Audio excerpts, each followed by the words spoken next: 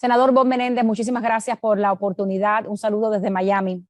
El senador, en el tema de Cuba está muy claro que su opinión, sus recomendaciones, sus prioridades son tomadas en cuenta en esta Casa Blanca del presidente Biden. Sus colegas republicanos en el Congreso, tanto el senador Marco Rubio, Ruiz Scott, los congresistas cubanoamericanos del sur de la Florida, esta semana volvieron a recalcar y a criticar a la administración Biden diciendo que el tema de Cuba no es prioridad para esta Casa Blanca y que prácticamente esta Casa Blanca está entregada a la dictadura. ¿Qué opinión merece esto?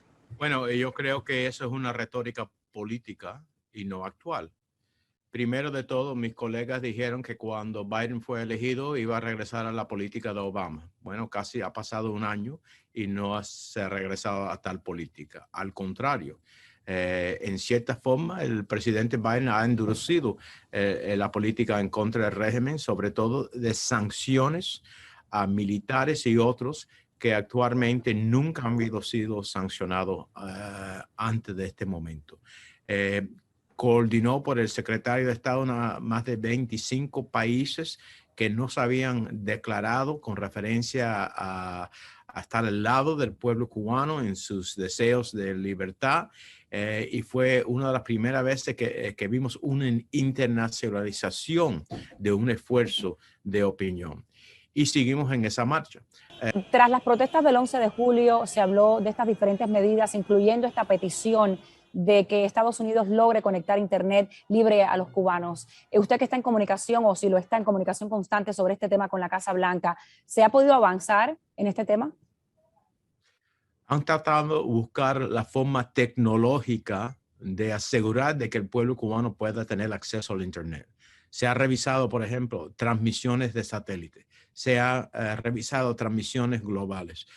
Se ha buscado formas. Parte de la dificultad de lograr un Internet abierto dentro de Cuba es tener la infraestructura en Cuba que puede recibir esos señales y que no puede ser bloqueado por el régimen. Seguimos en ese camino de buscar formas. Entre tanto, la administración sí ha expandido el uso de VPNs, sistemas tecnológicos, para evadir, cuando el Internet está abierto en Cuba, la posibilidad del régimen es limitar acceso de los cubanos en la isla, tener el acceso a las redes que quieren. Si tanto se sigue hablando aquí de que obviamente no va a haber una intervención militar por parte de Estados Unidos, de que el futuro de Cuba depende de los cubanos, sin embargo, estamos viendo que las principales voces de la oposición o están encarceladas o son forzadas al destierro.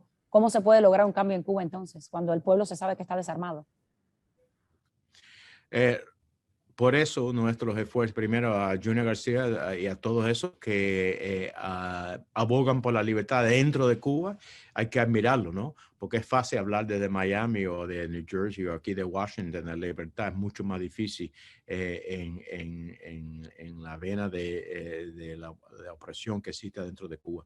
Y yo creo que por eso queremos internacionalizar y crear más presión al régimen. Ayer tuvimos el ministro de Canadá aquí en el Senado, le enforcé el tema de que la política de Canadá hacia Cuba está equivocada, que no ha creado apertura. Por eso logré que una serie de mis colegas, que son los mismos presidentes del Comité de Relación Internacional que yo soy en el Senado, en sus países, se unieron conmigo por primera vez para votar su condenación del régimen. Senador Menéndez, bajo la administración del presidente Trump se redujeron los vuelos a Cuba casi al mínimo. Antes de esas restricciones, un vuelo a Cuba, un pasaje a Cuba costaba $300. Hoy, los cubanoamericanos que ya comenzaron los vuelos justamente este 15 de noviembre de nuevo, se reanudaron, cuesta entre $1,500 y $1,800. Sabemos que las restricciones continúan. ¿Qué se puede hacer sin que se ayude a esa dictadura, pero que el cubanoamericano, el bolsillo del cubanoamericano no se vea tan golpeado? Porque está claro que los cubanoamericanos van a seguir ayudando a sus familiares en la isla, tomando en cuenta la crisis humanitaria y sanitaria que hay en la isla, en Cuba.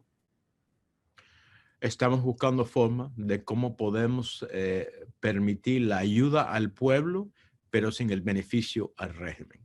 Por ejemplo, estamos mirando una forma digital de transmisión de remesas en lugar de la forma normalmente. De esa forma el régimen no poder conseguir el 15 o 20% de cada remesa que se manda de una familia cubano-americana a su familia en Cuba.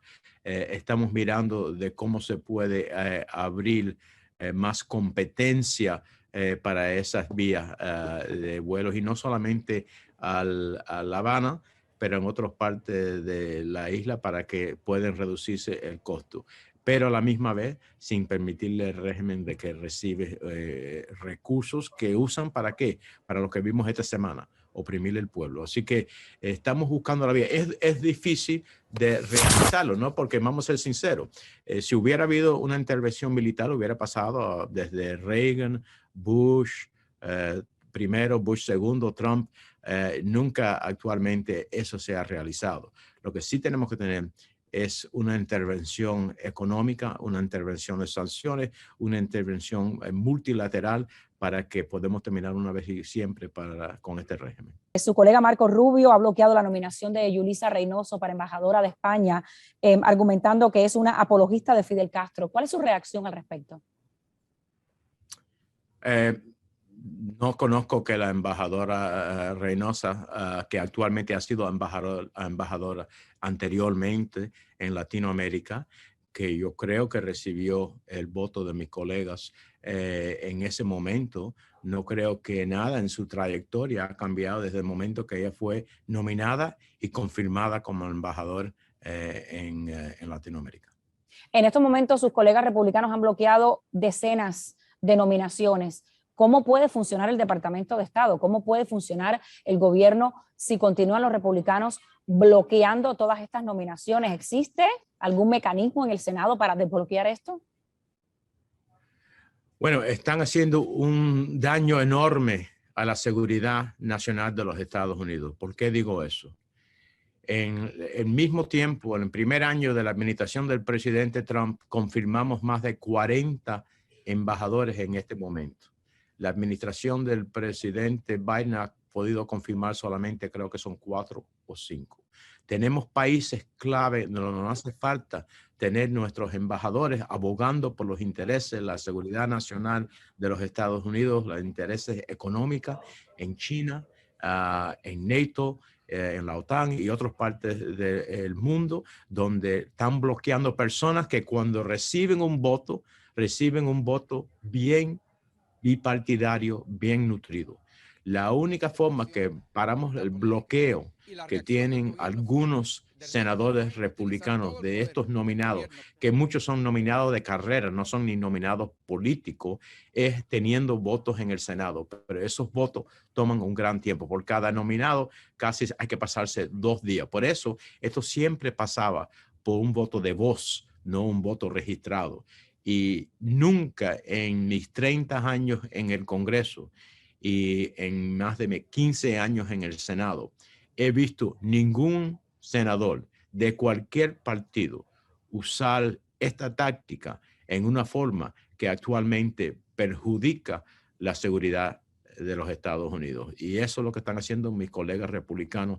Es una arma política que se está usando sin precedente, indiscriminadamente, pero más que todo está costándole los beneficios, los intereses de los Estados Unidos en muchas partes del mundo. Senador Bob Menéndez, muchísimas gracias.